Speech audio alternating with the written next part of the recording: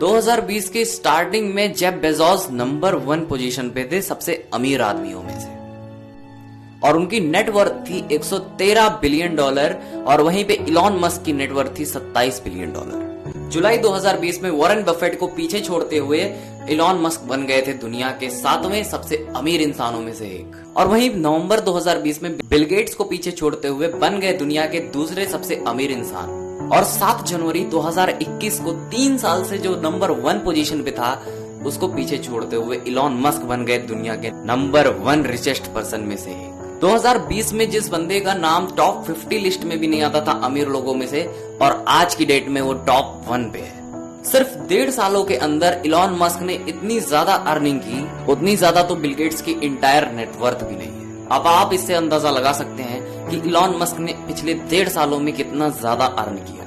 चलिए हम शुरू से स्टार्ट करते हैं। 12 साल की उम्र में अगर कोई बच्चा रहता है तो वो क्या करेगा? पढ़ाई करेगा, गेम खेलेगा, यही सब करेगा।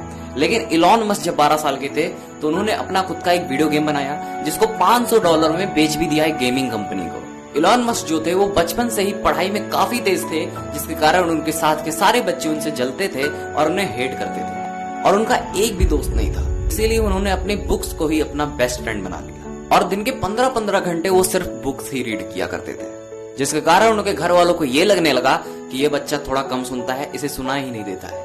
लेकिन ऐसा था नहीं, क्योंकि उनका फोकस इतना ज्यादा तगड़ा था। वो किसी चीज पे काम कर रहे हैं, किसी चीज को देख रहे हैं तो वो उसी में ही घुस जाते थे, उसी को पूरा एनालाइज करते थे। उनके आसपास क्या हो रहा है क्या नहीं, उनसे कोई मतलब नहीं रहता था। जहां पे एक नॉर्मल आदमी हफ्ते के 48 से 40 घंटे काम कर पाता है, वहीं पे इलॉन मस्क जो है वो 100 घंटे हफ्ते में काम करते हैं। और हैरानी की बात तो ये है, ये अपने काम से कभी भी हॉलीडे नहीं लेते हैं। बहुत लोग सोच रहे होंगे एक हफ्ते काम करते हैं 100 घंटे, अगले हफ्ते 2-3 वीक्स वो एंजॉय करते हैं, पर ऐसा नहीं है। वो पूरे हफ्ते काम करते हैं और जितनी अपनी लगन थी सब पूरी अपनी ताकत झोंक देते थे, और वो अपने काम पूरे फिनिशिंग के साथ करते हैं, पूरे फोकस के साथ करते हैं। ऐसे ही नहीं वो दुनिया के नंबर 1 इंसान बन गए, वो भी पिछले 1.5 सालों के अंदर। अब बहुत लोग कहेंगे ये किस्मत का खेल है, इसकी बंदे की किस्मत अच्छी थी इसलिए इसकी कंपनी चल गई, इसको सक्सेस मिल गया, पर ऐसा नहीं है। ये पागलपन इसका बोलता है, और इनकी पागलपन की वजह से ये आज यहाँ पे है। इस पागल ने वो सोच के दिखाया है जो कि एक आम इंसान कभी अपनी जिंदगी में प्रेडिक्ट नहीं कर सकता। इस बंदे ने लोगों की प्रॉब्लम सॉल्व करने के लिए कई सारी अपनी कंपनी खोल डाली। जैसे कि इन्होंने देखा कि लोग बैंक के सामने चेक्स लेके खड़े रहते हैं, बहुत टाइम लग जाता है, जिसके कारण इन्होंने बनाया X.com, जिसको बाद में हम पेपैल के नाम से भी जानते हैं, और eBay ने बाद में इसको खरीद लिया $1.5 मिलियन में, जिसमें से एलॉन मस्क को 180 मिलियन मिले थे। और ये इतने सफिशिएंट पैसे थे, अगर कोई इंसान अपनी जिंदगी काटना चाहे गुजार सकते थे, इतने पैसे काफी थे उनके पास। लेकिन उन्होंने ऐसा नहीं किया, उन्होंने ये पैसे सारे अपने बिजनेस और कंपनी खोलने में ही लगा डाले, और अंत में जाके इन्होंने अपनी एक कंपनी स्टार्ट की जिसका नाम है स्पेस एक्स। उस वक्त रशिया रॉकेट्स के मामले में बहुत ही अच्छा माना जाता था, और इलॉन जाते हैं रशिया रॉकेट्स खरीदने के लिए, पर वहां इनकी बहुत ज्यादा बेइज्जती होती है। और वहां से आने के बाद इन्होंने खुद से ही सीखना चालू कर दिया, बहुत सारी बुक्स पढ़ डाली।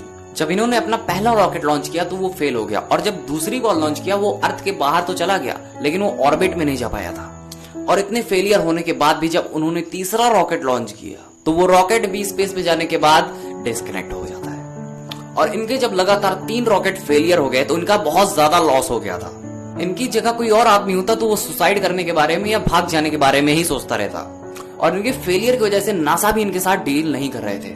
लेकिन ये रुके नहीं, और इन्होंने अपना चौथा रॉकेट लॉन्च किया, और फाइनली उनका चौथा रॉकेट सक्सेसफुली कामयाब हो गया अपने मिशन में, और तब जाके स्पेस एक्स सक्सेसफुल हुआ। और इन्होंने कई सारी प्रॉब्लम्स को सॉल्व करने के लिए कई सारी कंपनियां भी खोल डाली। इन्होंने देखा कि बहुत ज्यादा पॉल्यूशन जो हो रहा है उसको हम रोकने के लिए कुछ कर सकते हैं, और इसी प्रॉब्लम के सोल्यूशन के लिए सोलर इलेक्ट्रिसिटी का जन्म हुआ।